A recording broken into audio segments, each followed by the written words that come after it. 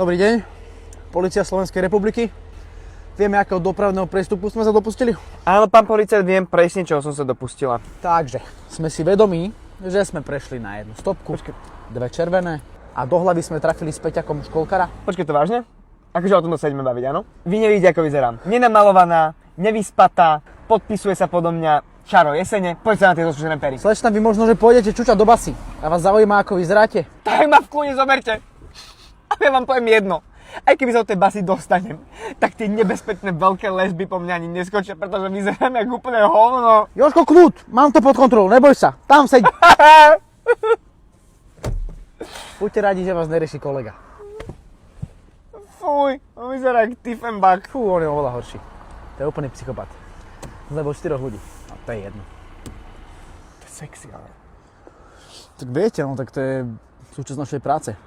A ja som už musel párkrát vystreliť. Ale pomáhať a chrániť, to je naša modla. Pomáhať a chrániť? Mám všade napísané. Presne ako toto vajíčko na moje pery počas jesene a zimy. Ale ja sa nehodím do basy, pán policajt. Otázka je, čo ste ochotná pre to spraviť. Hocičo. Tak začneme tým, že mi natrete vajíčkom pery. A potom sa presunieme dozadu, kde vybavíme zvyšok. To, čo vybavovali, bola samozrejme objednávka na Oriflame, lebo teraz s kódikom SK to si prehnal, máte 25% zľavu.